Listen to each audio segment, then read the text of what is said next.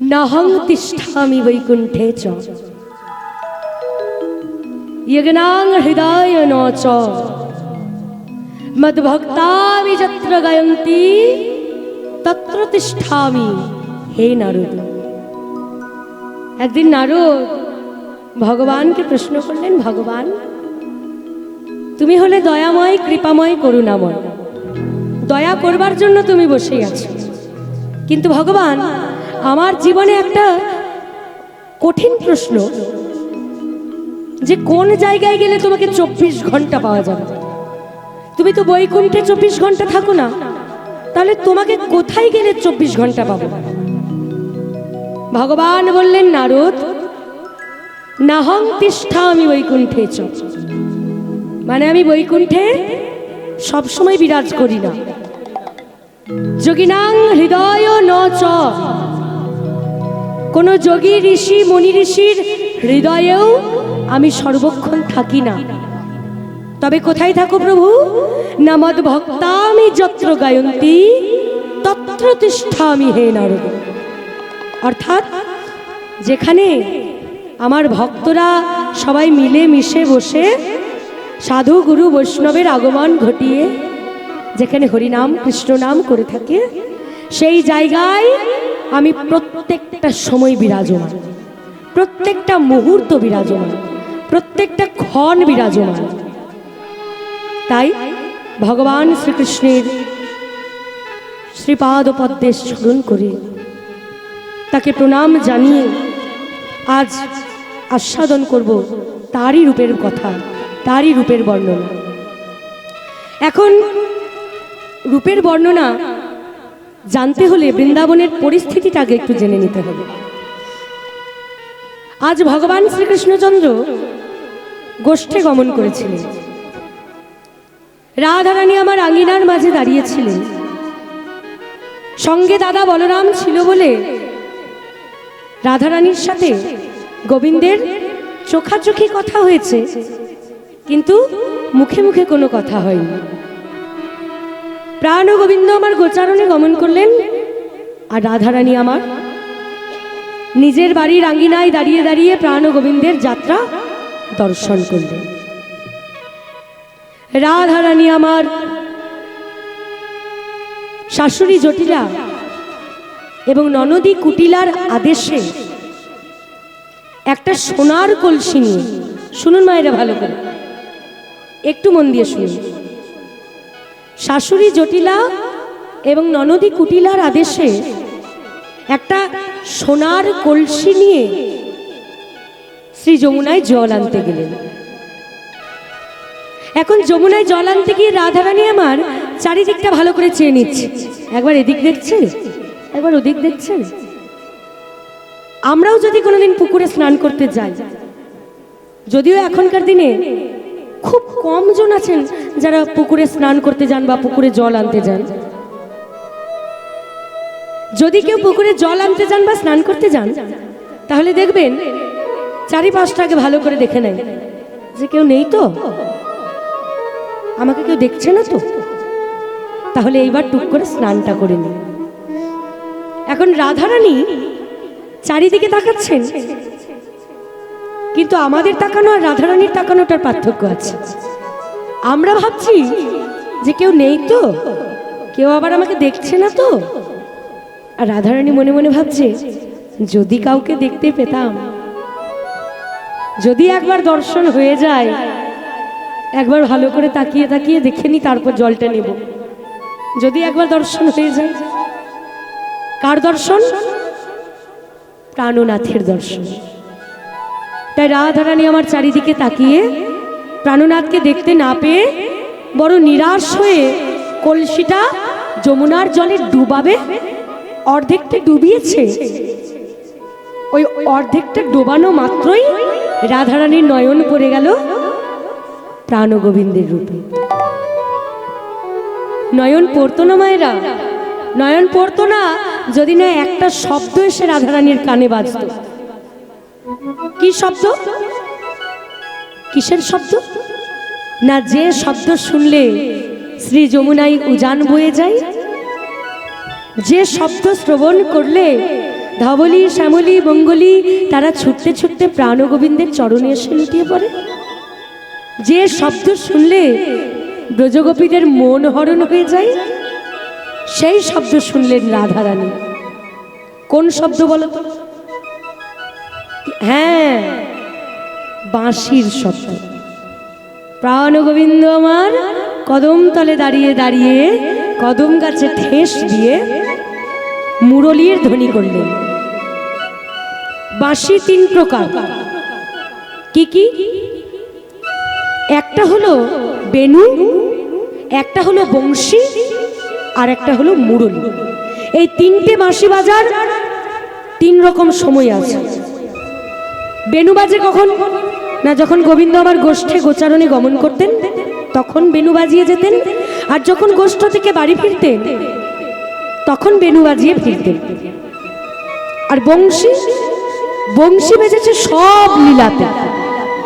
আর মুরলী, মুরলী বেজেছিল শুধু একবার এই রূপ গানে।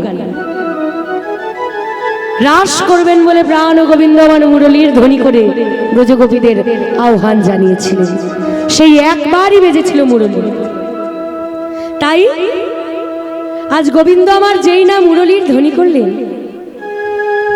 রাধারানীর নয়ন পড়ে গেল সেই অপূর্ব রূপে। রাধারানী আমার এক দৃষ্টিতে গোবিন্দের দিকে তাকিয়ে আছেন, আর এইদিকে সোনার কলসিটা অর্ধেক যমুনার জলে ডুবিয়ে ধরে আছেন। হঠাৎ করে যমুনায় একটা ঢেউ দিল, রাধারানীর হাত থেকে কখন যে সোনার কলসিটা ফসকে চলে গেল রাধারানী টেরও পেল না, বুঝতেই পারল না। এদিকে সোনার কলসিটা ভেসে ভেসে চলে যাচ্ছে, আর মনে মনে বলছে, যাক বাবা, এতদিন ধরে সংসারের বোঝা বইতে বইতে, সংসারের বোঝা টানতে টানতে আমি বিরক্ত হয়ে গেছিলাম, এতদিন পরে আমি মুক্তি পেলাম। এই বলে সোনার কলসি হেলতে দুলতে যমুনায় চলে গেল। আর এইদিকে সন্ধ্যা আগত, রাধারানী চমকে উঠলেন, একি একি সন্ধ্যা হয়ে গেছে, এ বাবা, কখন আমি জল আনতে এসেছি।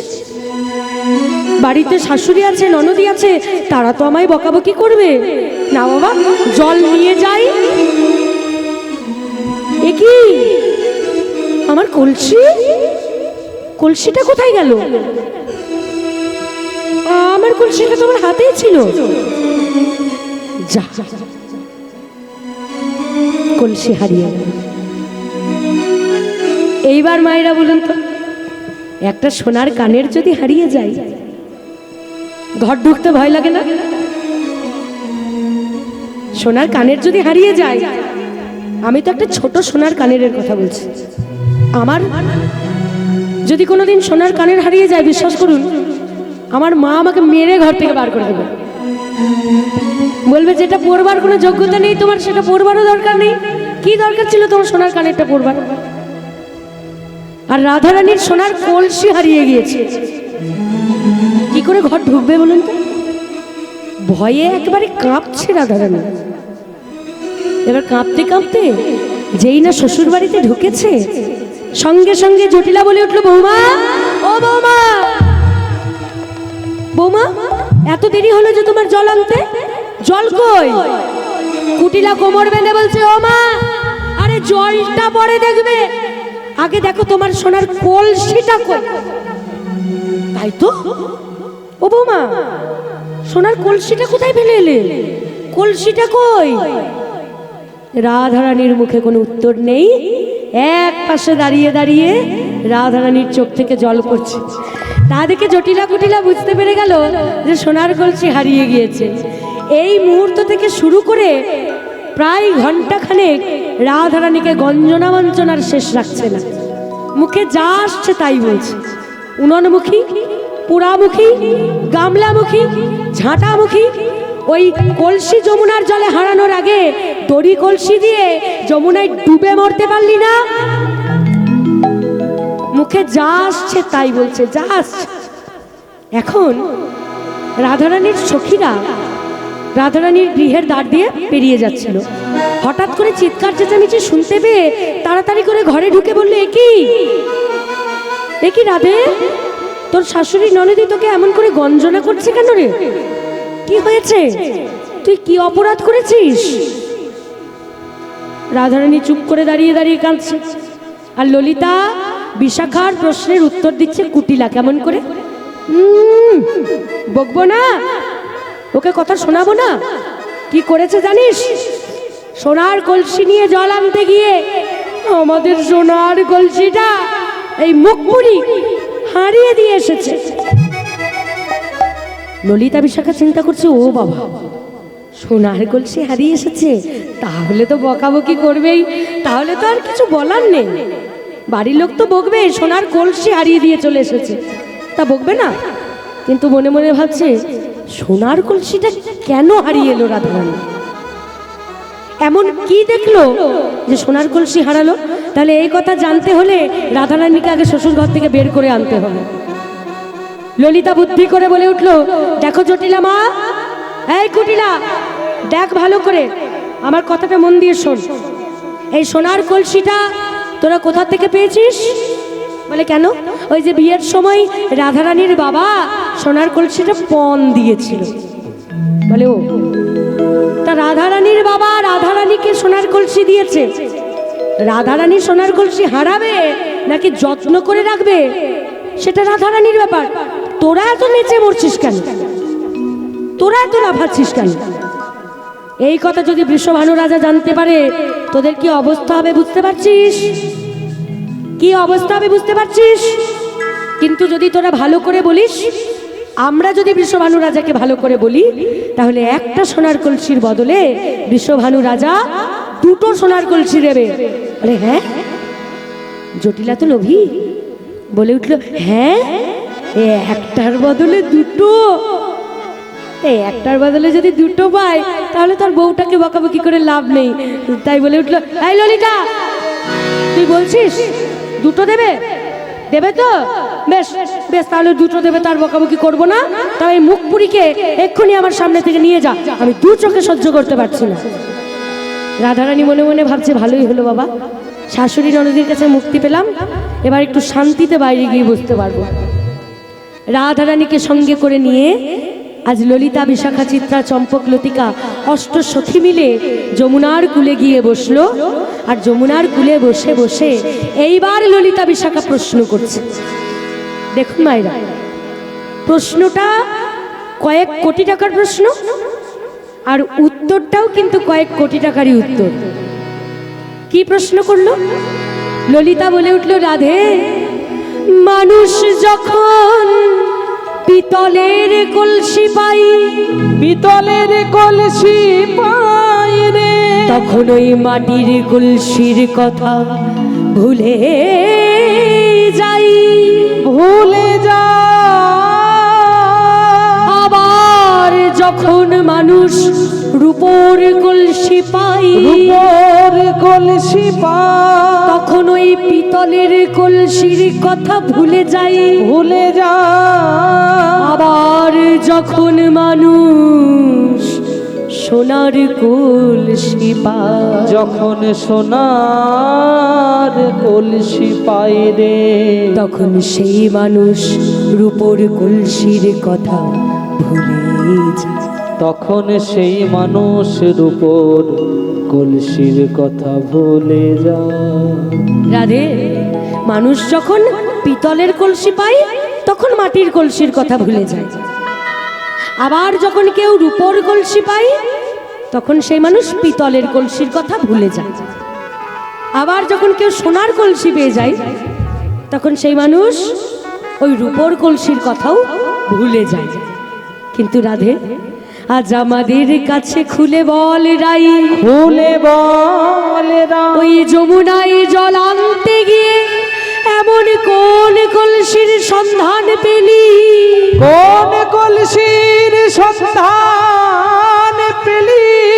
এমন কোন মূল্যবান ধাতুর সন্ধান পেলি? সন্ধান পেলি বল না রাধে, বল। যমুনায় জল আনতে গিয়ে এমন কোন মূল্যবান রত্নের সন্ধান পেলি যে তুই সোনার কলসি হারিয়ে এলি? কেমন প্রশ্ন চিন্তা করি। সোনার কলসিটা যে হারিয়ে এলি, তা এমন কোন মূল্যবান রত্ন তুই পেলি? এইবার রাধারানী মুখ খুলেছে, বলে সখী রে, তোরাও কি জটিলা কুটিলার মতোই অন্ধ হয়েছি? অন্ধ হয়েছি। একবার অনুরাগের নয়ন দিয়ে চেয়ে দেখ, চেয়ে দেখ রে, ওই যমুনায় জল আনতে গিয়ে আমি সোনার কলসি হারিয়ে এসেছি বটে, হারিয়ে এসেছি বটে। কিন্তু এই অনুরাগের নয়ন দিয়ে চেয়ে দেখ, আমি দুটো নয়ন, নয়ন কুম্ভ,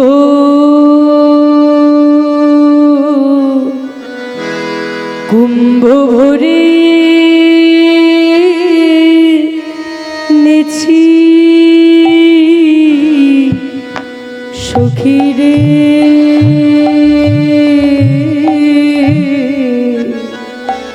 দুটো নয়ন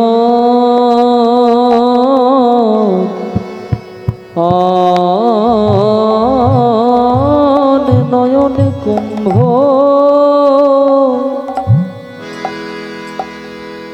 নয়ন কুম্ভ ভরে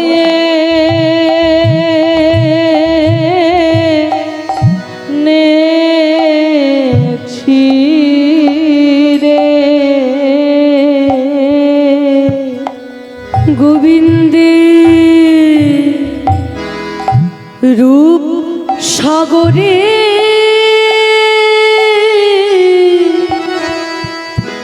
ওই রূপ সাগরে ডুবা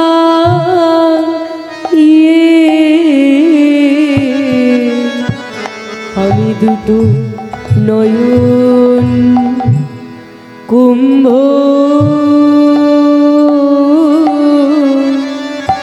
ভরে নেছি রে।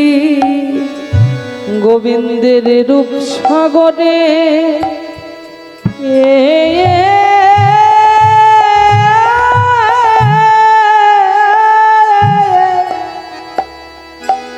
রূপ সাগরে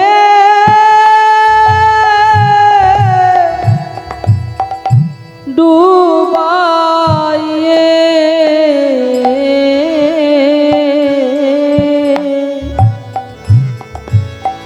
আমি দুটো নয়ন কুম্ভ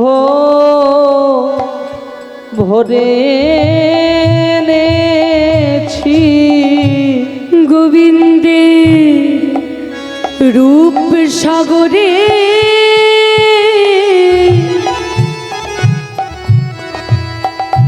ডুবা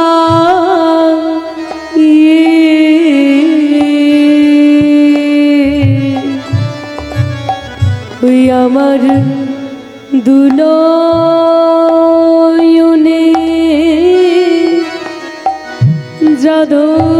জাদরেছে। গোবিন্দের রূপ সাগরে ডুবাই ওই আমার দুনয়নে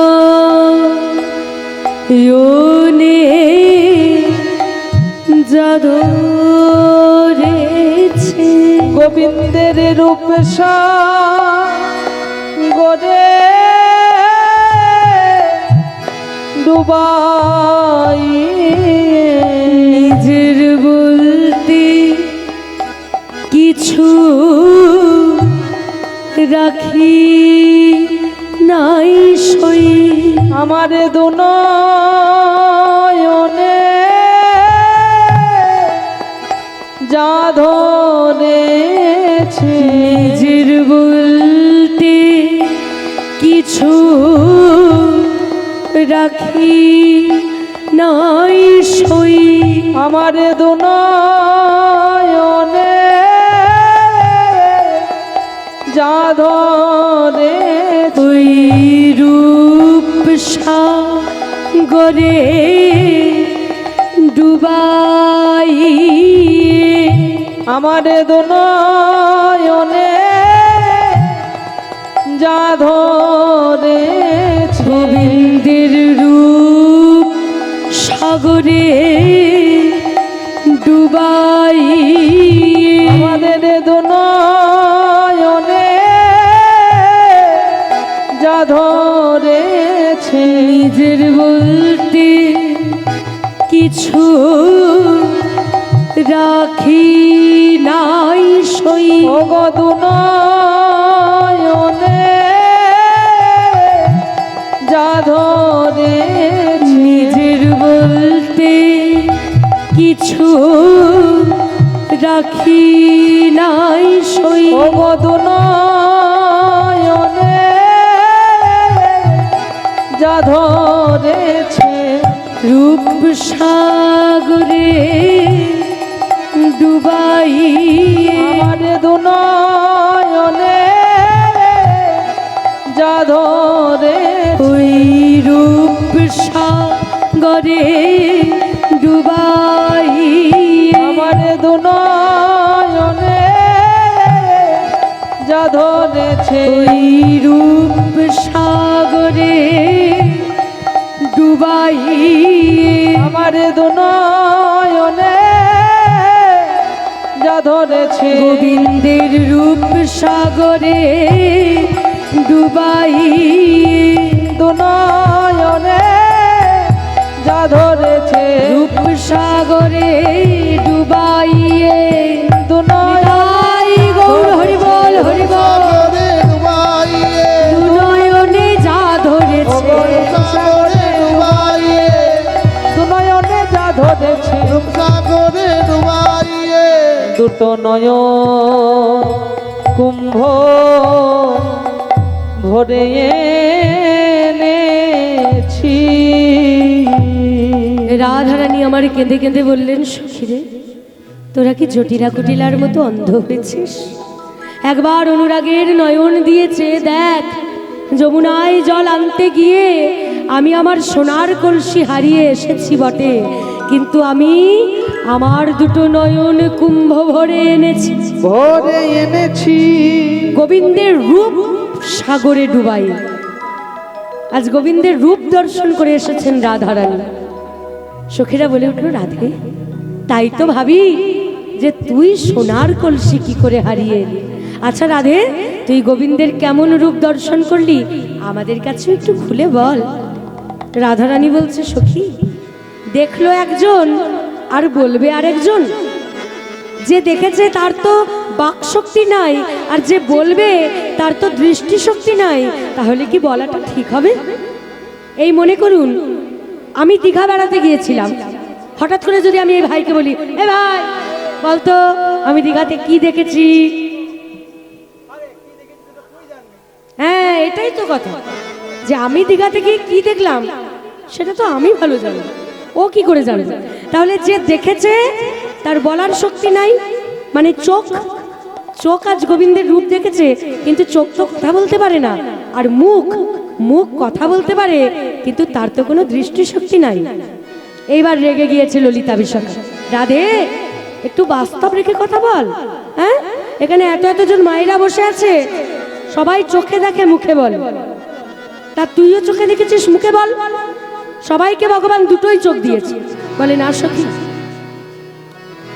বিধি আমায় কোটি নেত্র নাহি দিল সবে দিল দুই সবে দিল দুই তাহাতে আবার পলক দিল পলক দিল কি দেখিব মুই কি দেখিব মুই বিধি আমায় কোটি নেত্র নাহি দিল সবে দিল দুই তাহাতে আবার পলক দিল কি দেখিব মুই যখনই গোবিন্দের রূপ দেখতে যাই তখনই চোখের পলক পড়ে যাই আবার নতুন করে দেখি আবার চোখের পলক পড়ে যাই আবার নতুন করে দেখি সখীরা বলছে রাধে এমন করছিস কেন বিধি তো সবাইকে দুটো করেই চোখ দিয়েছে কাউকে তো দুটোর বেশি দেয়নি এখানে এত মায়েরা বসে আছো কারোর কি তিনটে চোখ আছে কারো কি চারটে চোখ আছে সবারই তো দুটো করে চোখ রাধারানী বলছে সখী বিধি যদি সবাইকে দুটো করে চোখ দিত তাহলে আমার এত কষ্ট হতো না কিন্তু ওইদিকে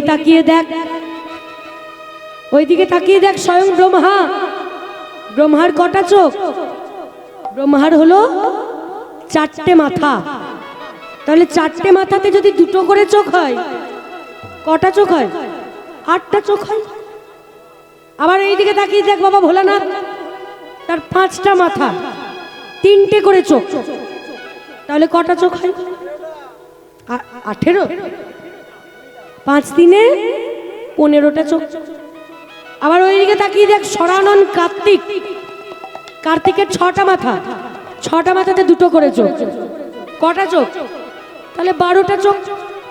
আবার এইদিকে তাকিয়ে দেখ রাবণ, রাবণের 10টা মাথা, আর 10টা মাথায় 2টো করে চোখ। কটা হলো?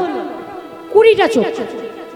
আবার তাকিয়ে দেখ দেবঋষি দেবরাজ ইন্দ্রকে, ইন্দ্রের কটা চোখ জানো মা? ইন্দ্রের হলো সহস্রলোচন, 1000টা চোখ।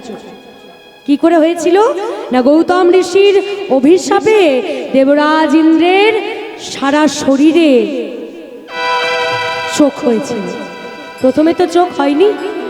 গৌতম ঋষির অভিশাপ দিয়েছিলেন। গৌতম ঋষি কি অভিশাপ দিয়েছিলেন? যে দেবরাজ ইন্দ্র, যে যোনির জন্য তুমি লালায়িত, তোমায় আমি অভিশাপ দিলাম সর্ব অঙ্গে তোমার সহস্র যোনি চিহ্ন হোক। সেই সহস্র যোনি চিহ্ন পরবর্তীকালে সহস্র চোখে পরিণত হয়েছে। তাই দেবরাজ ইন্দ্রের হলো 1000টা চোখ। তাই রাধা রানী কেঁদে কেঁদে বলছে, সখীরে আমি যদি গৌতম ঋষির দেখা পেতাম, গৌতম ঋষির দেখা পেতাম, আমি গৌতম ঋষির চরণ দুখানা জড়িয়ে ধরে বলতাম, তুমি যে অভিশাপ দেবরাজ ইন্দ্রকে দিয়েছো সেই অভিশাপ তুমি আমায় দাও। সেই অভিশাপ তুমি আমায় দাও। আমার কানে চোখ হবে, আমার কপালে চোখ হবে, আমার গালে চোখ হবে, আমার হাতে পায়ে, আমার সর্ব অঙ্গে চোখ হবে। ওগো মুনিবার, মুনিবার, আর সেই চোখ দিয়ে আমি বদন ভরে আমার কৃষ্ণকে দেখব। ললিতা বিশাখা বলছে, না তুই তোর ওই 2 চোখে যা দেখেছিস তাই বল। তোর মুখে কৃষ্ণ নাম শোনা সে তো অমৃত সমান। তুই যা দেখেছিস, তুই যতটুকু দেখেছিস, তুই ততটুকুই আমাদের কাছে বল। রাধারানী বলল, সখী তোরা শুনবি তবে কৃষ্ণ রূপের কথা? বলে, হ্যাঁ রাধা, তুই বললেই আমরা শুনবো। বেশ, তবে শোন। ওরে আমি, এইবার রাধারানী শুরু করলো রূপের বর্ণনা। চরণ থেকে একেবারে মাথার চূড়া পর্যন্ত। মায়েরা, ভগবানের রূপ দর্শন করতে হলে দিব্য নয়ন ধারণ করতে হয়। ভগবানের প্রিয় সখা অর্জুন, সেও যখন কুরুক্ষেত্রের যুদ্ধের মাঠে ভগবানের বিশ্বরূপ দর্শন করতে চেয়েছিলেন, ভগবান আগে তাকে দিব্য নয়ন ধারণ করিয়েছিলেন।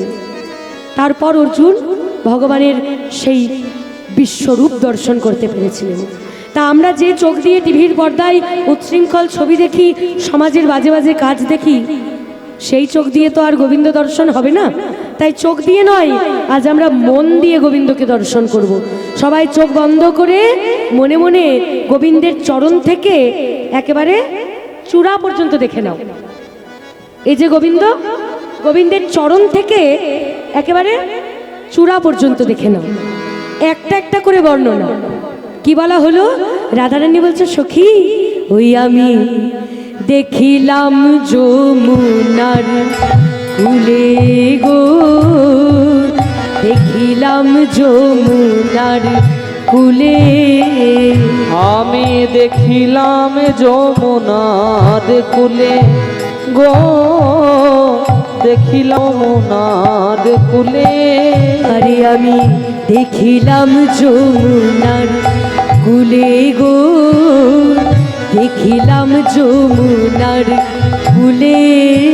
আমি দেখিলাম যমুনার কূলে গো, দেখিলাম যমুনার কূলে। কিবা নিচে সরস্বতী, উপরে যমুনা, মাঝেতে গঙ্গা বহে গো, মাঝেতে গঙ্গা বহে। বহে দেখলাম নিচে সরস্বতী, উপরে যমুনা, মাঝেতে গঙ্গা বহে গো, মাঝেতে গঙ্গা বহে। দেখলাম নিচে সরস্বতী, উপরে যমুনা, মাঝেতে গঙ্গা বহে গো, মাঝেতে গঙ্গা বহে। দেখিলাম নিচে সরস্বতী, উপরে যমুনা, মাঝেতে গঙ্গা বহে গো, মাঝেতে গঙ্গা বহে। আমি ত্রিবেণী দেখলাম, ত্রিবেণী দেখিলাম, আমি ত্রিবেণী দেখলাম, ত্রিবেণী দেখিলাম, আমার প্রাণ গোবিন্দের শ্রীচরণে ত্রিবেণী দেখলাম, প্রাণ গোবিন্দের শ্রীচরণে ত্রিবেণী দেখিলাম, ওই প্রাণ গোবিন্দের শ্রীচরণে ত্রিবেণী দেখলাম। প্রাণ গোবিন্দের শ্রীচরণে ত্রিবেণী দেখিলাম, প্রাণ গোবিন্দের শ্রীচরণে ত্রিবেণী দেখলাম। যমুনার বলছে কি, কি বলা হলো?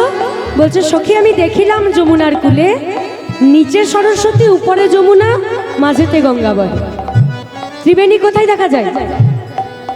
ত্রিবেণী কোথায় আছে? তিনটে নদীর মিলন স্থলকে বলা হয় ত্রিবেণী। ত্রিবেণী কোথায় আছে? এলাহাবাদে আছে। গঙ্গা, যমুনা, সরস্বতীর মিলন স্থল হলো ত্রিবেণী। এখন সখীরা বলছে রাধে, এলাহাবাদে ত্রিবেণী আছে জানতাম, তুই বৃন্দাবনে ত্রিবেণী কোথায় খুঁজে পেলি? বলে সখী কোথায় পেলাম জানিস? আমার প্রাণ গোবিন্দের শ্রী চরণে। বলে কি করে? এবার রাধারানীর দেখার ভঙ্গিটা দেখুন। সরস্বতী নদীর রং হলো লাল, যমুনার রং কালো, আর গঙ্গার নদীর রং কেমন? গঙ্গার রং কেমন? ঘোলা, ঘোলাটে। তাই বলছে নিচে সরস্বতী, প্রাণ গোবিন্দের চরণের তলটা একেবারে লাল রঙের, নিচে সরস্বতী, উপরে যমুনা। গোবিন্দের গায়ের রং কেমন ছিল? কালো। তাই বলছে উপরে যমুনা আর মাঝেতে গঙ্গা বহে, মানে যে জায়গায় আলতা পড়ে ওই জায়গাটা গোবিন্দের ছিল চন্দন মাখা ঘোলাটে। তাই বলছে কি, নিচে সরস্বতী, উপরে যমুনা, মাঝেতে গঙ্গা বহে গো, মাঝেতে গঙ্গা বহে। দেখলাম নিচে সরস্বতী, উপরে যমুনা, মাঝেতে গঙ্গা বহে গো, মাঝেতে গঙ্গা বহে। সখী এই হলো আমার প্রাণ গোবিন্দের শ্রীচরণ। জানিস সখী, প্রাণ গোবিন্দের চরণ দেখতে দেখতেই আমি প্রাণ গোবিন্দের চলার ভঙ্গিটাও দর্শন করলাম। চলার ভঙ্গি মানে কেমন করে চলে রে তোর গোবিন্দ? বলে বলে অরুণিত চরণে রণিত মণি মঞ্জির, অরুণিত চরণে রণিত মণি মন্দির, অরুণিত চরণে রণিত মণি মঞ্জির, অরুণিত চরণে রণিত মণি মন্দির, আধো আধো পদ চলনি রসাল, আধো আধো পদ চলনি রসাল, আধো আধো পদ চলনি রসাল, আধো আধো পদ চলনি রসাল, আধো আধো পদ। আধো আধো পদ কেমন করে? মানে অর্ধেক অর্ধেক পা ফেলে গোবিন্দ আমার চলে। তা অর্ধেক পাটা কেমন করে পড়ে? না, প্রথম চরণটা পড়ছে 1 2, প্রথমে 1 নাম্বার পাটা পড়ছে একদম সম্পূর্ণ, দ্বিতীয় পাটা পড়ছে অর্ধেক, আবার 3 নম্বরে বাঁ পাটা পড়ছে সম্পূর্ণ, ডান পাটা পড়ছে অর্ধেক। তাই আধো আধো এইভাবে গোবিন্দ আমার চলে চলে যাচ্ছে। তাই সখীরা কি বলছে? ওই আধো আধো পদ চলনি রসাল, আধো আধো পদ চলো নিরসাল, আধো আধো পদ চলো নিরসাল, আধো আধো পদ চলো নিরসাল, আধো আধো পদ চলো নিরসাল। গোবিন্দ আমার আধো আধো পদ চলনি রসল। আহা, আমার গোবিন্দের চলনের ভঙ্গিটা এত রসময়, এত মধুর, যা দেখে নয়ন ফেরানো যায় না সখী। জানিস সখী, গোবিন্দ যখন চলে যাচ্ছিলেন তখন চলতে চলতে গোবিন্দের চরণে যে নুপুরটা বাঁধা ছিল, আহা, সেই নুপুরের কি সুন্দর শব্দ। সখীরা বলে উঠলো, আচ্ছা আচ্ছা রাধে, এতদিন জানতাম নুপুর পরে মেয়েরা। দেখুন মায়েরা, রাধারানী হচ্ছে মধুর চা। এখন মধুর চাকে যদি একটু খুঁচে দেওয়া হয় তাহলে গল গল গল গল করে যেরকম মধু পড়ে, আর রাধারানী হলো কৃষ্ণ নামের মধুর চা। সখীরা একটু করে খুঁচে দিচ্ছে আর রাধারানীর মুখ থেকে যেন কৃষ্ণ নামের মধু বিগলিত হচ্ছে। সখীরা বলছে, আচ্ছা রাধে, বুঝতে পারছি না, এতদিন জানতাম মেয়েরা নুপুর পরে, তা তোর গোবিন্দ তো পুরুষ, তোর গোবিন্দ কেন নুপুর পরে শুনি? রাধারানী বলছে, ওরে সখী, আমার গোবিন্দ হলো দয়াময়, আমার গোবিন্দ হলো কৃপাময়, আমার গোবিন্দ কাউকে চরণ ছাড়া করে না। গোবিন্দের চরণের নুপুর দুটি কে ছিলেন? গোবিন্দের চরণের নুপুর এলো কোথা থেকে? সর্বপ্রথম এই তত্ত্ব আমরা জানব। ত্রেতাকালের কথা। সীতা বিহনে শ্রীরামচন্দ্র বনের মধ্যে বসে বসে হা সীতা প্রাণ সীতা বলে কাঁদছে। সীতা তুমি কোথায় গেলে? সীতা তোমায় কোথায় গেলে আমি খুঁজে পাবো? কোন পথে গেলে আমি তোমায় খুঁজে পাবো সীতে? চিৎকার করছে রামচন্দ্র। হঠাৎ করে রামচন্দ্র দেখতে পেলেন, একই এখানে রুধিরের ধারা এলো কোথা থেকে? রক্ত ধারা এলো কোথা থেকে? এই কথা চিন্তা করতে করতে ভাই লক্ষণকে জিজ্ঞাসা করলেন, লক্ষণ, লক্ষণ, তাকিয়ে দেখো তো, আমার চোখ থেকে কি অশ্রুপাত হচ্ছে নাকি রক্তপাত হচ্ছে? বলে, না দাদা, তোমার চোখে তো রক্তপাত হয়নি, তোমার চোখে অশ্রুপাত হচ্ছে। তাহলে লক্ষণ, এই রক্তের ধারা এলো কোথা থেকে? দেখো তো ভাই লক্ষণ। দাদার আদেশ নিয়ে ভাই লক্ষণ খুঁজতে শুরু করলো যে রক্তের ধারাটি কোথা থেকে বয়ে আসছে। খুঁজতে খুঁজতে খুঁজতে খুঁজতে খুঁজতে খুঁজতে দেখতে পেল শ্রীরামচন্দ্র যে জায়গাটিতে বসেছিলেন পাশেই নামিয়েছিলেন তার ধনুকটি, আর সেই ধনুকটির তলে চাপা পড়েছিল একটা ব্যাঙ, আর ব্যাঙের বক্ষ বিদীর্ণ হয়ে রক্তপাত হচ্ছে। ধনুকটা ব্যাঙের বুকের ওপর চাপানো, ভার সহ্য করতে না পেরে ব্যাঙের বক্ষটা চূর্ণ বিচূর্ণ হয়ে যাচ্ছে। থাকতে না পেরে ব্যাঙের শরীর থেকে গলগল গলগল করে রক্ত পড়ছে। তা দেখে রামচন্দ্র ধনুকটিকে তুলে নিয়ে সেই ব্যাঙটিকে হাতের মধ্যে তুলে নিলেন, আর ব্যাঙটিকে হাতের মধ্যে ধরে বলছে, ওরে ব্যাঙ, এই জগতে সবাই আমার কাছে কত কিছুই না চায়। গাড়ি দাও, বাড়ি দাও, টাকা দাও, পয়সা দাও, ছেলে মেয়েকে ভালো করে মানুষ করে দাও, ছেলেটার চাকরি করে দাও, মেয়েটার ভালো ঘরে বিয়ে দিয়ে দাও। কিন্তু ওরে ব্যাঙ, তুই যে আমার ধনুকের তলে চাপা পড়ে গেলি, কই কই তুই তো আমায় একবারও ডাকলি না। সেই ব্যাঙ তখন কথা বলে উঠেছে, প্রভু, প্রভু, আমায় যখন কোনো সাপে তাড়া করে আমি তখন চিৎকার করে বলি, হে রাম, হে রাম, আমায় বাঁচাও, আমায় বাঁচাও, আমায় বাঁচাও,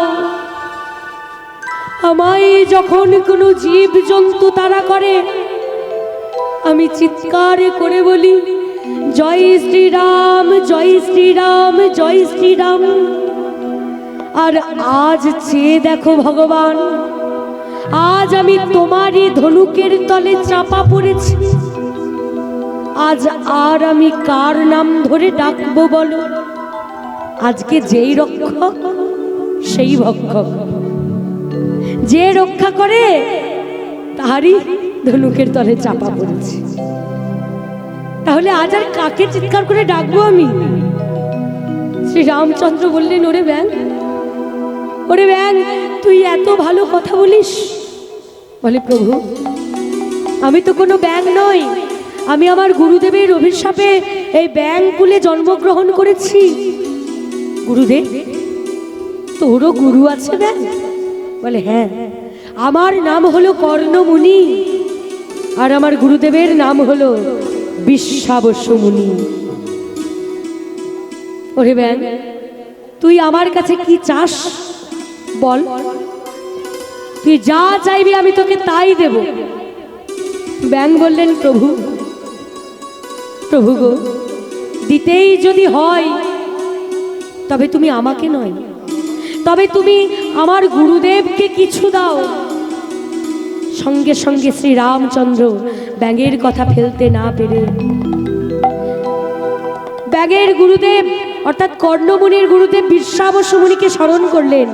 আর বিশ্বাবস্য মুনি শ্রী রামচন্দ্রের রাতুল রাঙা চরণে আছাড় খেয়ে লুটিয়ে পড়ে কাঁদতে কাঁদতে বললেন, ওগো দয়াময়,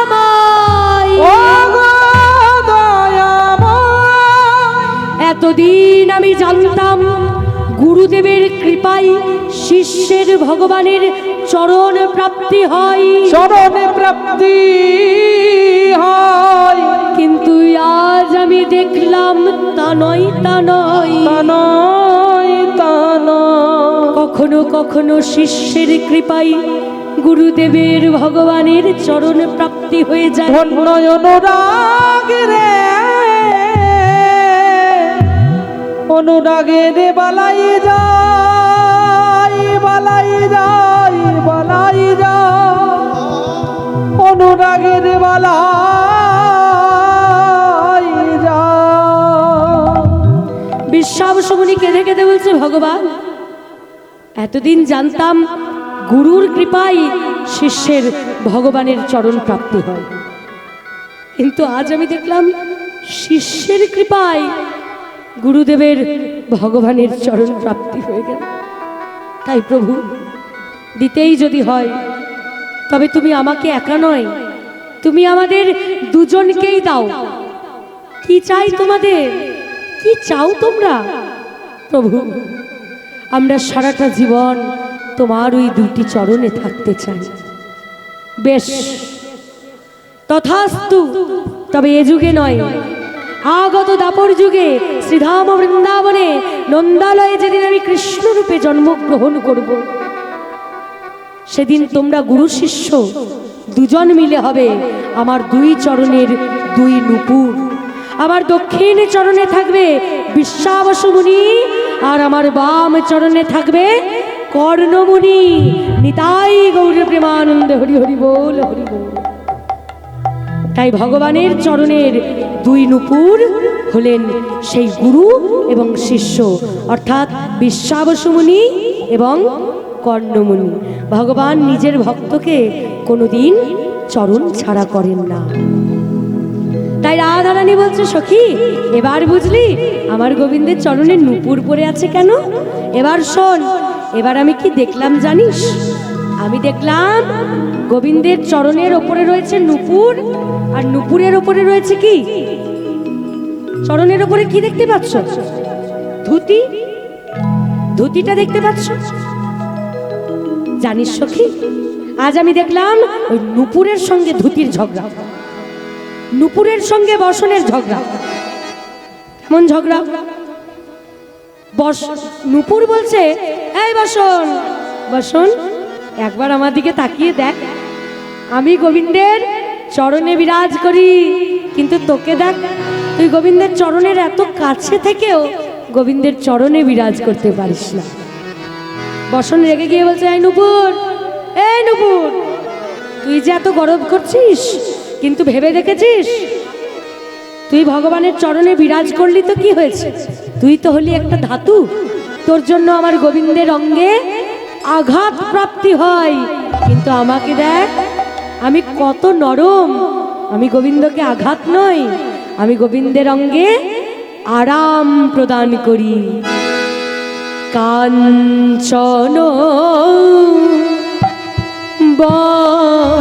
বঞ্চন ওই বসন ও মনোরম, ওগো কাঞ্চন বঞ্চন বসন মনোরম, কাঞ্চন বঞ্চন দেখলাম বসন ও মনোরম, কাঞ্চন বঞ্চন বসন মনোরম, ওলি কুলো ও মিলিত ললিত বন মাল, অগয়লি কুল ও মিলিত ললিত বন ওরে ওরে আমি দেখলাম প্রতি ফুলে মালা, দেখলাম প্রতি প্রতি ফুলে মালা, আমি দেখলাম প্রতি ফুলে মালা, দেখলাম প্রতি ফুলে মালা, আমার প্রাণ গোবিন্দে ওই গলার মালা, আমি দেখলাম প্রতি ফুলে মালা, প্রাণ গোবিন্দে গলার মালা, মালা না দোলাতে আপনি দোলে, প্রাণ গোবিন্দের গলার মালা, মালা দুলতে দুলতে লুটিয়ে পড়ে, প্রাণ গোবিন্দের গলার মালা, আমার প্রাণ গোবিন্দে শ্রীচরণে, মালা দুলতে দুলতে লুটিয়ে পড়ে, ও যে মালার গুণে নাকি গলার গুণে, মালা দুলতে দুলতে লুটিয়ে পড়ে, ও যে মালার গুণে নাকি গলার গুণে, মালা দুলতে দুলতে লুটিয়ে পড়ে, না দোলাতে আপনি দোলে, মালার গুণে নাকি গলার গুণে, আমার প্রাণ গোবিন্দের শ্রীচরণে, দুলতে দুলতে লুটিয়ে পড়ে, প্রাণ গোবিন্দের শ্রীচরণে, দুলতে তাই বল হরি বল হরি বল, গোবিন্দের শ্রীচরণে, দুলতে দুলতে লুটিয়ে পড়ে, গোবিন্দের শ্রীচরণে, মালা দুলতে দুলতে লুটিয়ে পড়ে, গোবিন্দের শ্রীচরণে, দুলতে দুলতে লুটিয়ে পড়ে, মালা না দোলাতে আপনি দোলে, কাঞ্চন বঞ্চন বসন মনোরম, গোবিন্দের পরনে যে পীত বসন সেটা এলো কোথা থেকে? সেটা এলো কোথা থেকে? সমুদ্র মন্থনের সময় শুধুমাত্র যে অমৃত উঠেছিল তাই নয়, আরো অনেক কিছু উঠেছিল। যেমন হবিরধানী নামে একটা গাভী উঠেছিল, উচ্চ শৈবা নামে একটা ঘোড়া উঠেছিল, মা লক্ষ্মী উঠেছিলেন, সেই অমৃত ভাণ্ড উঠেছিল, আর তার সাথে সাথে গোবিন্দের পরনে সেই পীতাম্বর অর্থাৎ হলুদ রঙের বস্ত্রটাও উঠেছিল। তখন থেকে গোবিন্দের পরনে ওই হলুদ বস্ত্র। তাই বলছে কি কাঞ্চন বঞ্চন বসন মনোরম। এইবার দেখো মায়েরা, গোবিন্দের পরনে রয়েছে ধুতি, কোমর থেকে একদম চরণ পর্যন্ত ধুতি। এবার তার মাঝে কি আছে? মালা। মালা রয়েছে। এই মালাটা কত দূর অব্দি আছে গোবিন্দের? হাঁটু পর্যন্ত। গোবিন্দের মালাটা রয়েছে হাঁটু পর্যন্ত। মালা 3 রকমের হয়। এক হলো বৈজয়ন্তীর মালা, এক হলো বিনি সুতার মালা, আর এক হলো বনমালা।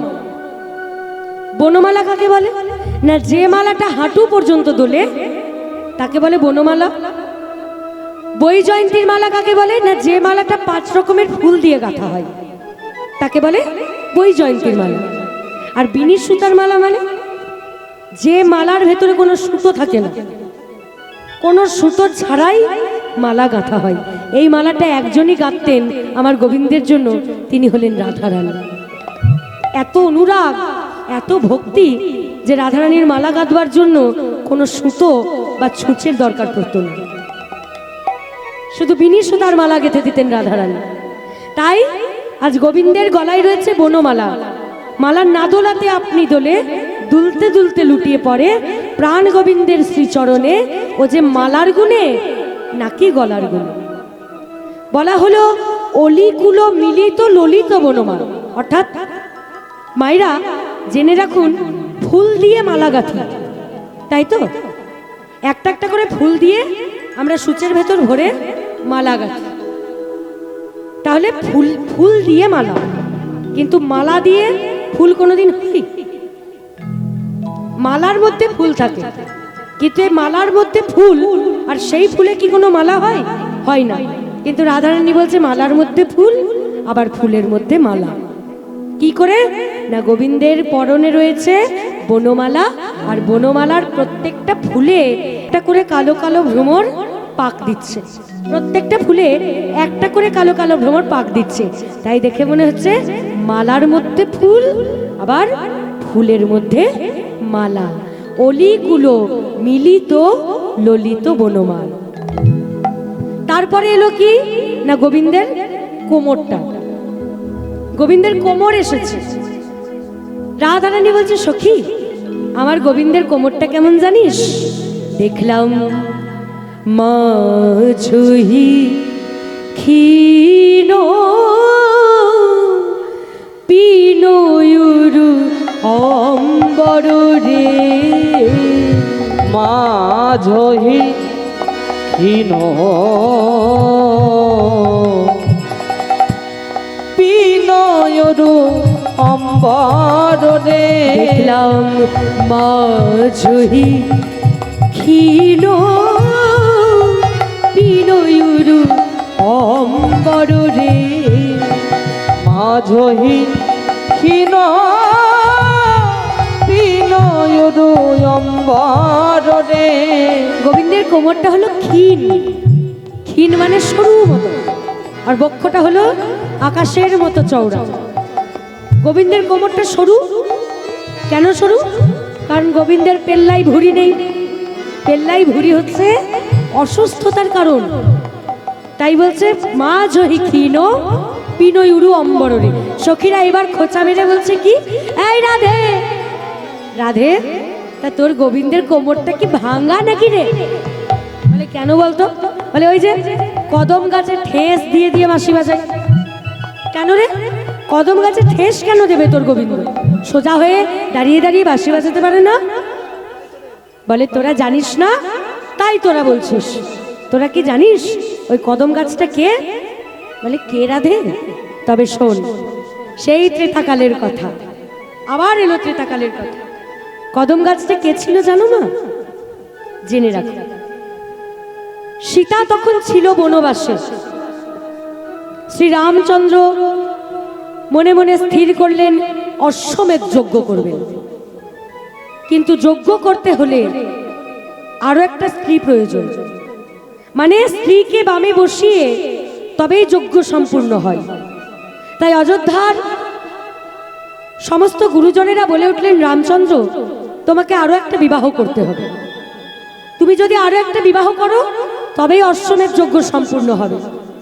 শ্রী রামচন্দ্র বললেন, আমি সীতাকে বচন দিয়েছি যে আমি দ্বিতীয় বিবাহ করব না, দ্বিতীয়বার বিয়ে আমি করব না, সীতাকে বচন দিয়েছি। আর রঘুকুলের রীতি হলো এটা। কোনটা?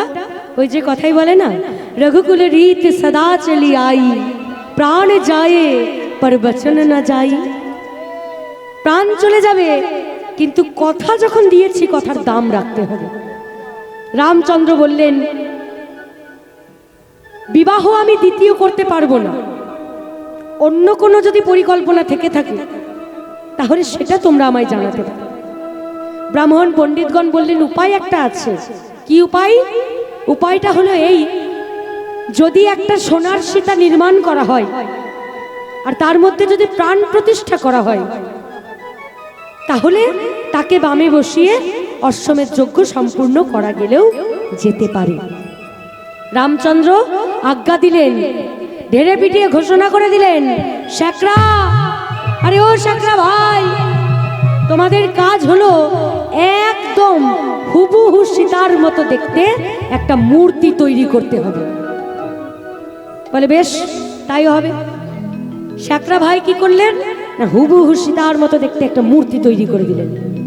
রামচন্দ্র সেই মূর্তিটিকে বামে বসিয়ে অশ্বমেধ যজ্ঞ সম্পূর্ণ করলেন। এবার যজ্ঞ যখন সম্পূর্ণ হয়ে গেল, রামচন্দ্র লক্ষ্মণকে ডেকে বললেন, ভাই লক্ষ্মণ, তুমি এক কাজ করো, এই সোনার সীতাকে তুমি সরযূ নদীর জলে ভাসিয়ে দিয়ে এসো। লক্ষ্মণ বললেন, দাদা এতটা সোনা নিয়ে পথে যাব, যদি কোনো বিপদ হয়, তাই এক কাজ করো দাদা, তুমিও আমার সাথে চলো। রামচন্দ্র এবং লক্ষ্মণ মিলে চলে যাচ্ছে সোনার সীতাটিকে সরযূ নদীর জলে বিসর্জন দিতে। পথে যেতে যেতে হঠাৎ করে কান্নার আওয়াজ, হঠাৎ করে কান্নার আওয়াজ। রামচন্দ্র বললেন, ভাই লক্ষ্মণ, তুমি কি কাঁদছো?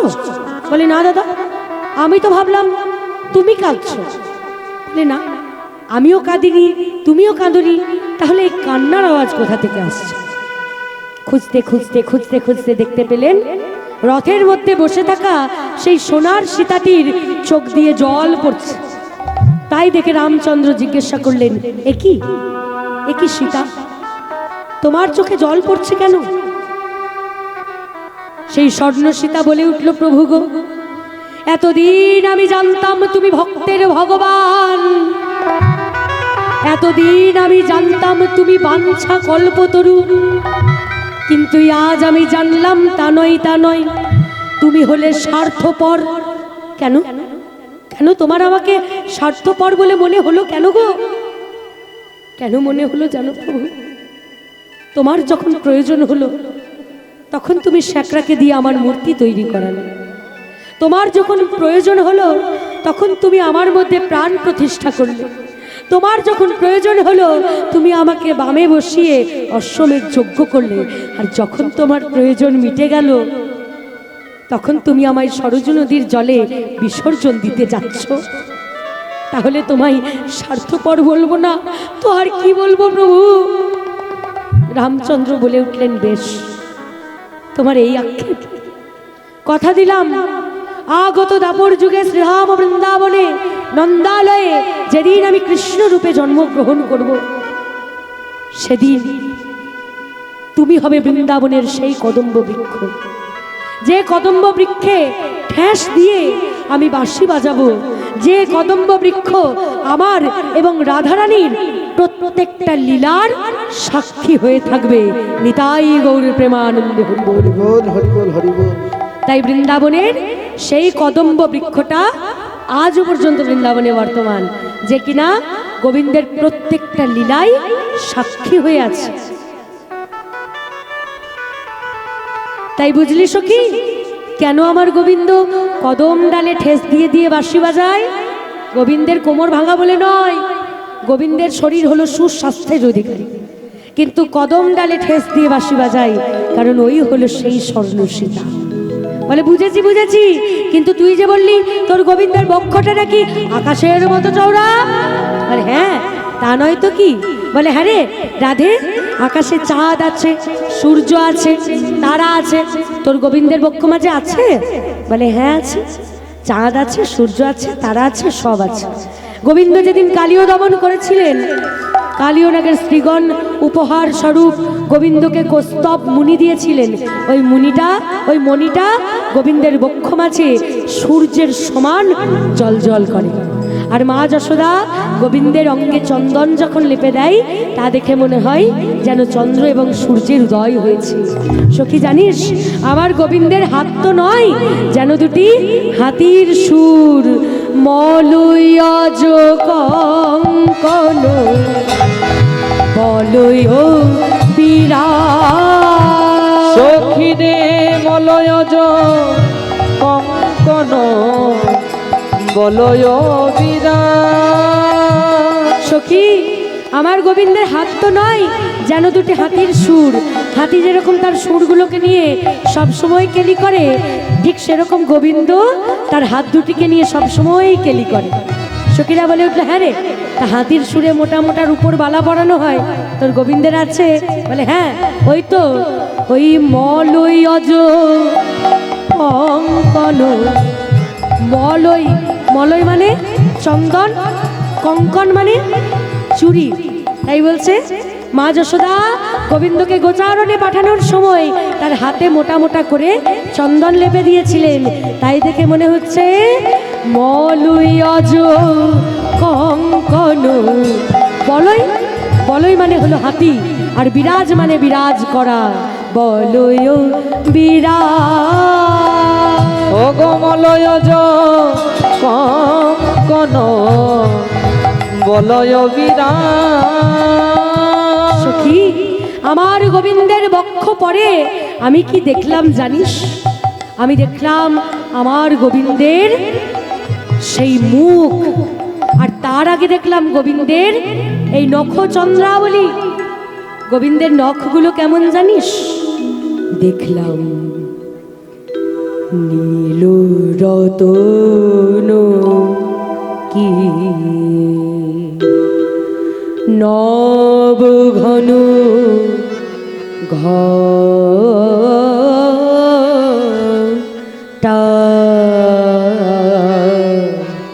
নীল রতন কি নব ঘন ঘটা গো। দেখলাম নীল রতন কে ওই নখিলে খন নহে নখিলে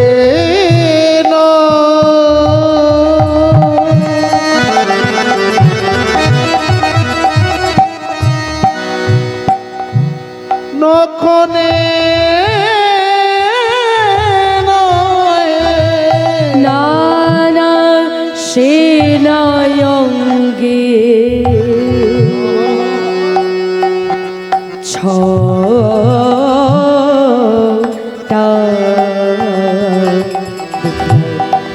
নীল রতন কি নখিলে খন নহে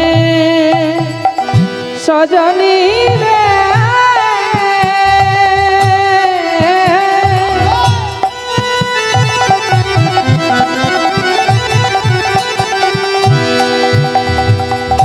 ওরে প্রাণে সজনী রে,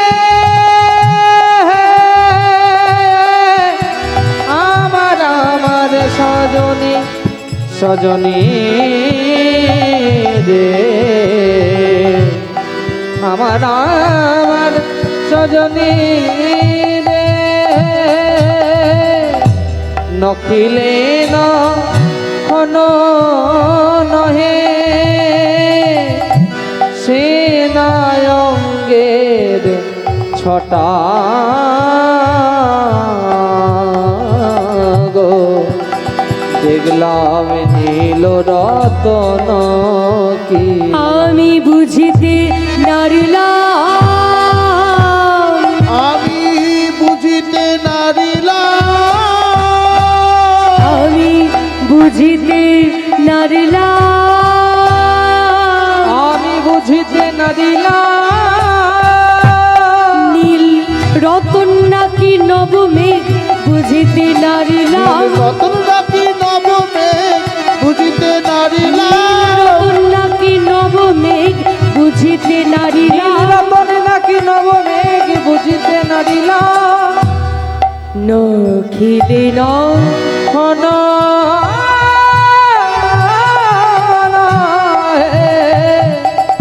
সে নায়কের ছটা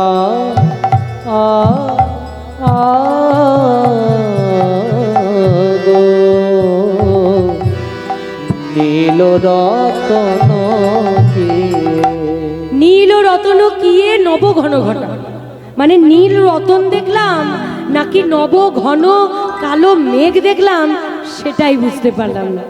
আর আমার গোবিন্দের হাতের নখগুলো দেখে মনে হচ্ছে সেনা অঙ্গের ছটা, মানে আকাশে যখন বিদ্যুৎ চমক দেয় সেই বিদ্যুতের চমকটা দেখতে যেরকম, ঠিক আমার গোবিন্দের হাতের নখগুলোও তেমন সুন্দর দেখতে। জানিস সখী আমার গোবিন্দের বদনটা কেমন? দেখলাম বদন কমলকিয়ে, দেখলাম বদন কমল কিয়ে বদন কমলকিয়ে, বদন কমল কিয়ে ওই না পুনমি চাঁদ গো বদন কমলকিয়ে, ওই বদন কমলকিয়ে পুনমি কো চাঁদ রে, ও গো বদন কমল কিয়ে বদন কমল কিয়ে ঠিক যেন পুনমি চাঁদ গো ওই অধর আহা ওই নয়ধর, অধর অধর বাঁধুলি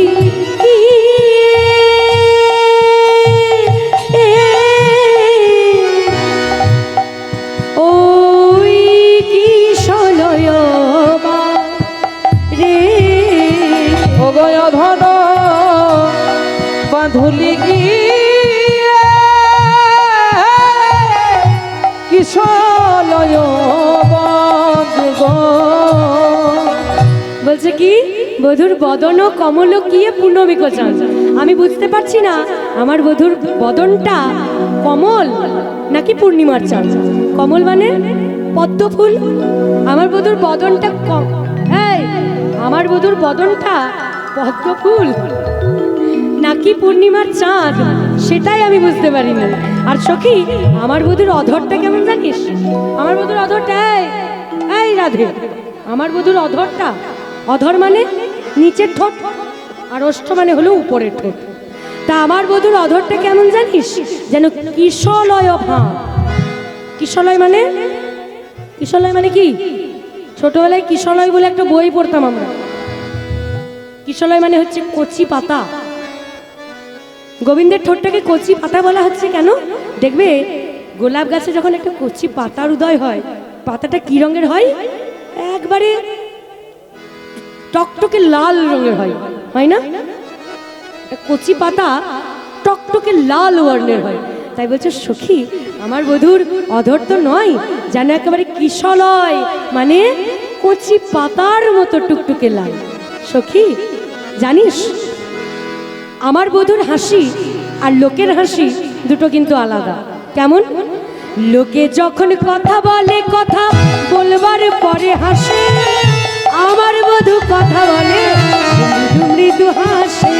লোকে যখন কথা বলে, কথা বলবার পরে হাসি, আমার বধূ কথা বলে মৃদু মৃদু ওই হাসি। লোকে যখন কথা বলে, কথা বলবার পরে হাসে, আমার বধূ কথা বলে আর মৃদু মৃদু হাসে। লোকে যখন কথা বলে, কথা বলবার পর হাসে, আমার বধূ কথা বলে আর মৃদু মৃদু হাসে। কি লোকে যখন কথা বলে, কথা বলা হয়ে যায়, তারপর হাসে, কিন্তু আমার বধূ কথা বলে আর মুচকি মুচকি মুচকি মুচকি হাসে। সখী, আমার বধূর অধরটা শুনলি একেবারে টুকটুকে লাল, হাসিটাও শুনলি কেমন। এইবার আমার বধূর কান দুটি কেমন জানিস? হ্যাঁ, আমার বধূর কান দুটি যেন করে উৎপল ফুলের মতো, উৎপল ফুল। আহা সখীরে, আমার বধূর মুখমণ্ডলের ওপর আছে চূড়া, আর চূড়ার উপর আছে কি? চূড়ার উপর আছে ময়ূরের পাখা। সখীরা বলছে, এই রাধে, এই রাধে, একটা কথা বলতো। এই সখী, একটা কথা বলতো, গোবিন্দের চূড়ার উপর ময়ূরের পালক কেন? আরে কাকের পালকও তো হতে পারতো, কোকিলের পালক হতে পারতো, তাহলে এত কিছু বাদ দিয়ে ময়ূরের পালকটাই কেন? বলে তোরা জানতে চাস? বেশ, তবে শোন, তবে শোন মন দিয়ে। এইবার কিন্তু আর ত্রেতাকালের কথা বলবো না, এইবারে একেবারে চলে যাবো সত্য যুগের কথায়। ত্রৈলক্ষ মোহিনী বিরজা, আর এই বিরজা সখীর কুঞ্জে গোবিন্দ আমার বিহার করছিলেন। দ্বার রক্ষা করছিলেন কে? শ্রীরাম। এমন সময় সেই কুঞ্জদ্বারের পাশ দিয়ে পেরিয়ে যাচ্ছিলেন নারদ মুনি, তার বীণা যন্ত্রটিকে হাতে লয়ে মুখে নারায়ণের গুণকীর্তন গাইতে গাইতে। কেমন করে বেরোচ্ছে? নমো নারায়ণ, নমো নারায়ণ, নমো নারায়ণ, নারায়ণ নারায়ণ। নমো নারায়ণ, নারায়ণ নারায়ণ, নারায়ণ নারায়ণ। নমো নারায়ণ, নারায়ণ, নারায়ণী নারায়ণী নারায়ণ। শঙ্খ চক্র গদা কেউরবানো, শঙ্খ চক্র গদা কেউরবানো, আছে শঙ্খ চক্র গদা কেউরবানো। শঙ্খ চক্র কথা কেউ রবানো। বলো নারায়ণ, নারায়ণ, নারায়ণ, নারায়ণ নারায়ণ।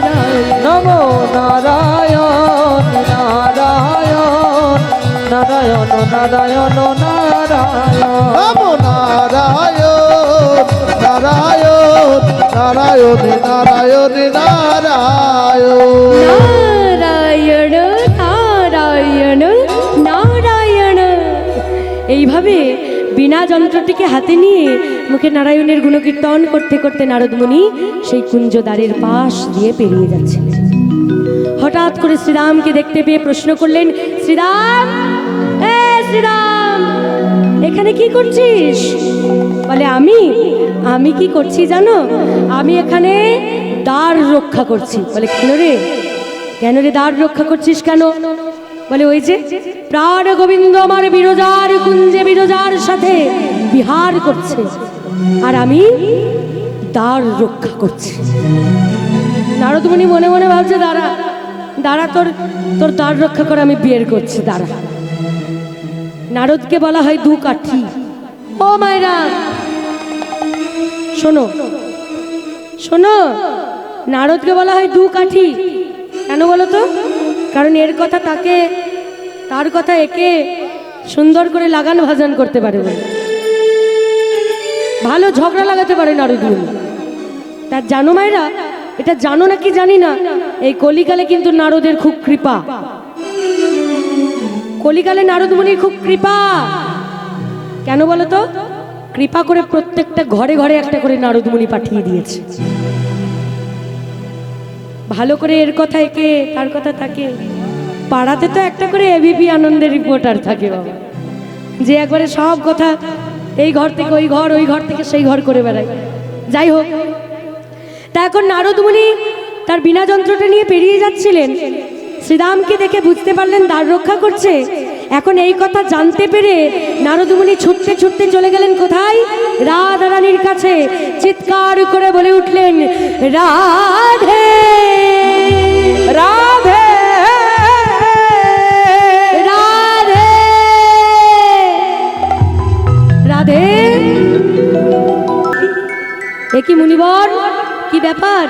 আপনি সকালবেলা এই প্রত্যুষে কি মনে করে? কুশলে আছেন তো? ভালো আছেন তো? তা আপনার আসার আগমন বার্তাটা যদি আমাকে একটু জানান। বলে, আমি এলাম এমনি ঘুরতে, একবার প্রভুকে দর্শন করতে এসেছিলাম। আচ্ছা আচ্ছা, প্রভু কোথায়?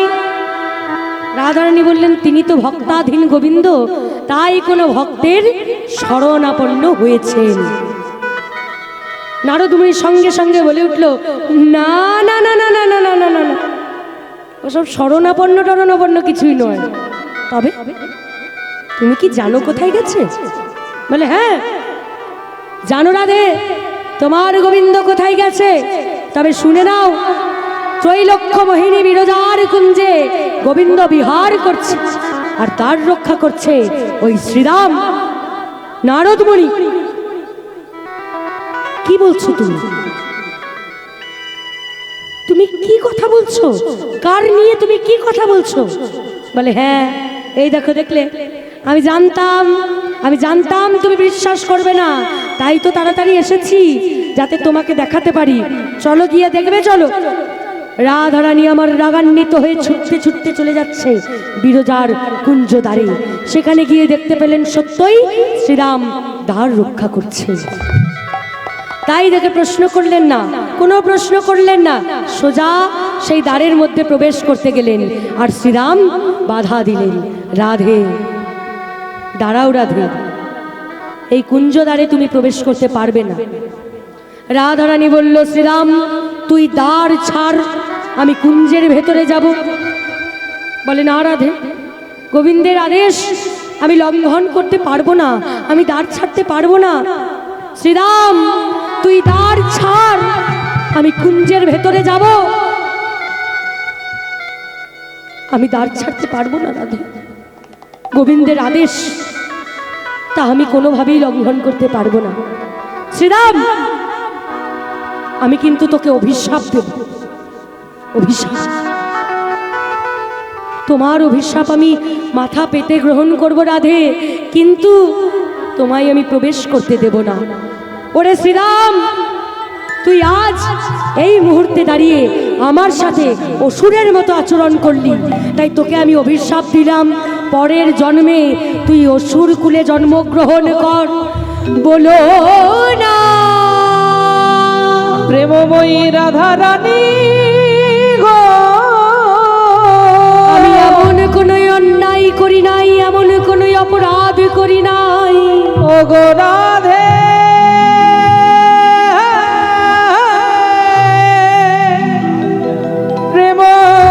প্রেমময়ী কোনো অপরাধ ছাড়াই তুমি আমায় অভিশাপ দিলে রাধে। বেশ, তোমার অভিশাপ আমি মাথা পেতে গ্রহণ করলাম। তবে তুমিও জেনে রাখো রাধে, আমিও যদি গোবিন্দের প্রকৃত ভক্ত, প্রকৃত সখা হয়ে থাকি, এই মুহূর্তে দাঁড়িয়ে আমিও তোমায় অভিশাপ দিলাম। যে গোবিন্দের জন্য তুমি বিনা কারণে আমায় অভিশাপ দিলে, সেই গোবিন্দ হারা হয়ে তোমাকে বৃন্দাবনের পথে পথে হা গোবিন্দ, প্রাণ গোবিন্দ বলে কেঁদে কেঁদে বেড়াতে হবে। 100 বৎসর তুমি গোবিন্দ হারা হয়ে থাকবে। বলিস না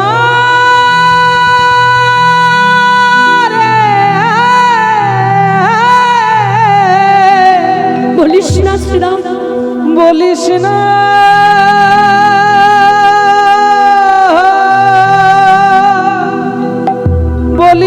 বলিস না শ্রীরাম, কি অভিশাপ দিলি শ্রীরাম?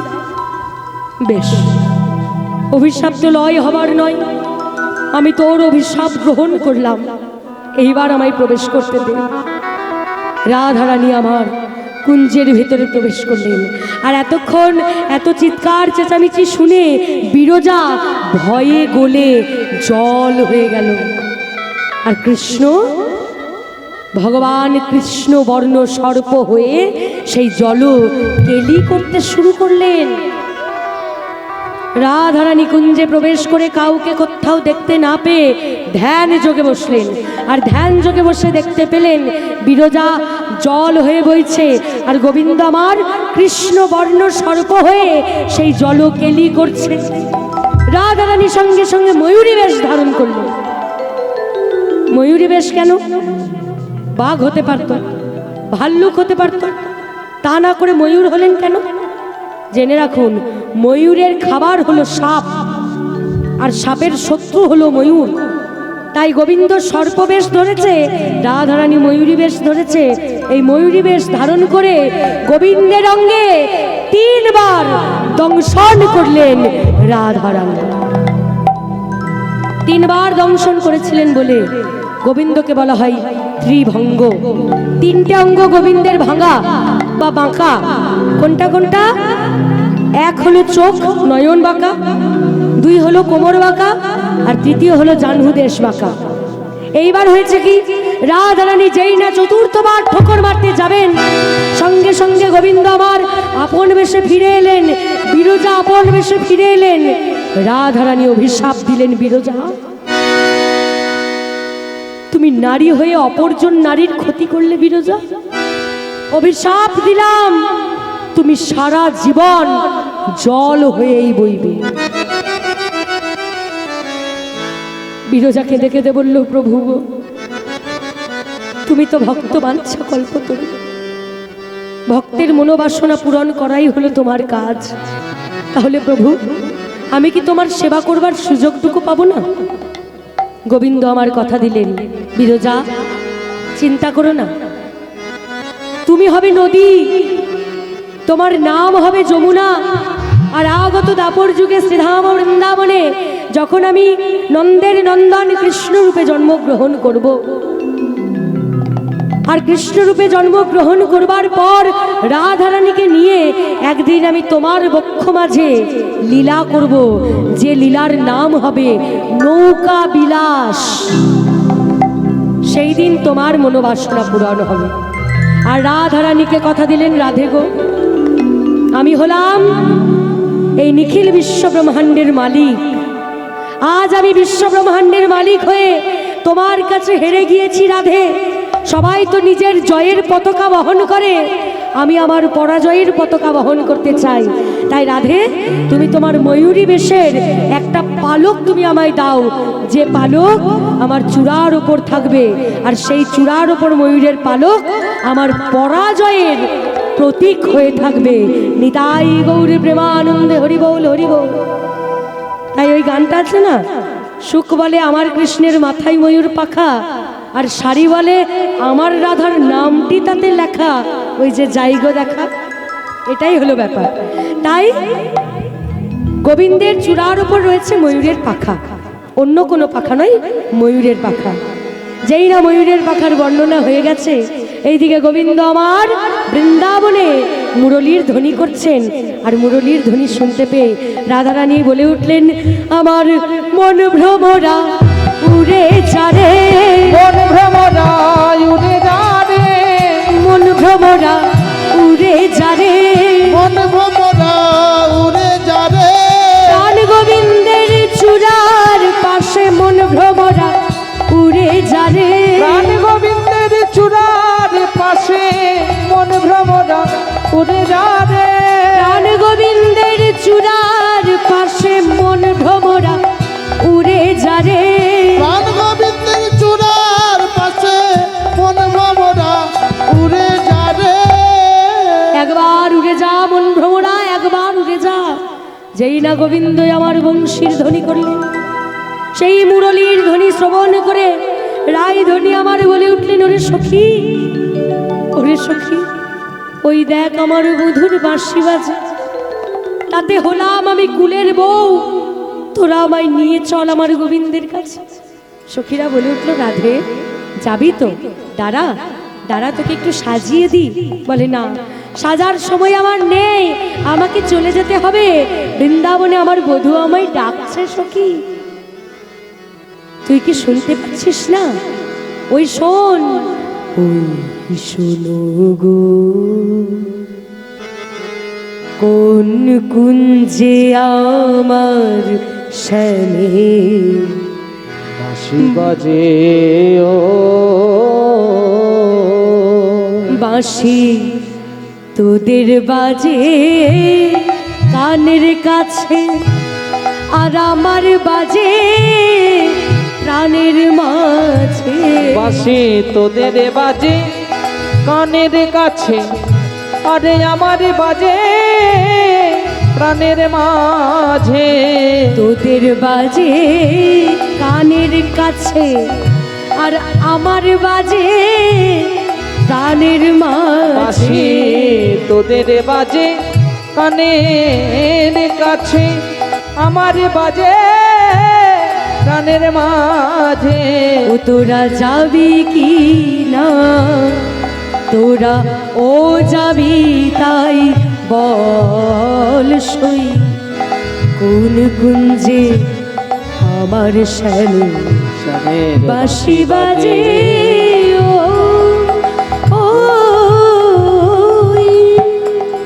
ও বাঁশি রে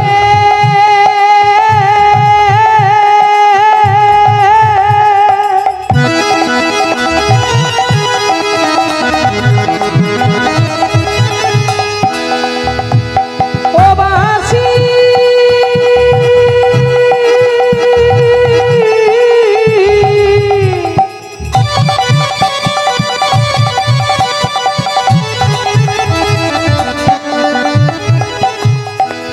ও বাঁশি রে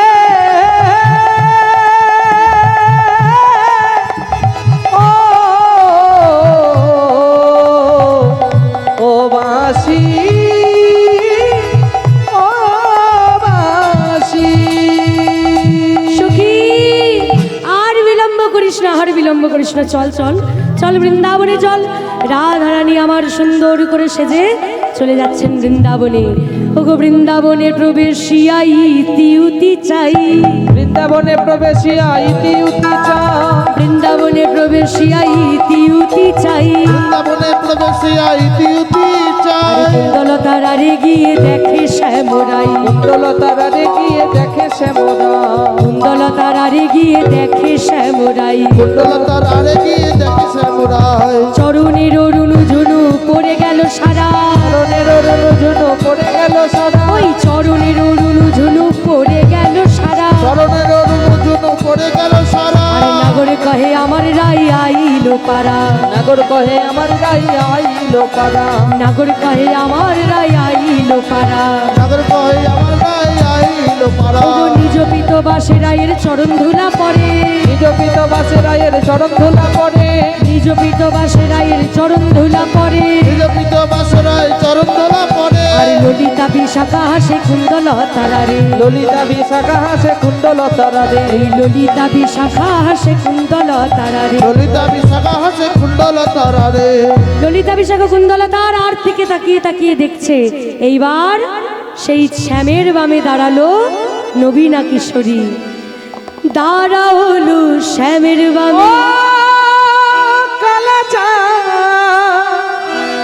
ও কালা চাঁদ, ও কালা চাঁদ চাঁদ চাঁদ, চাঁদের বামে চাঁদ বদনি দাঁড়ালো।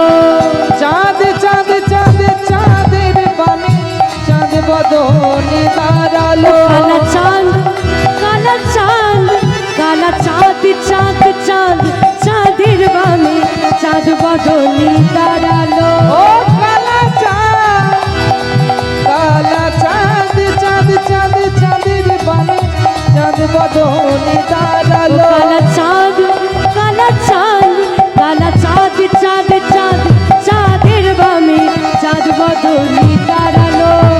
চাঁদ চাঁদ চাঁদ চাঁদের বামে চাঁদ বদনে দাঁড়ালো।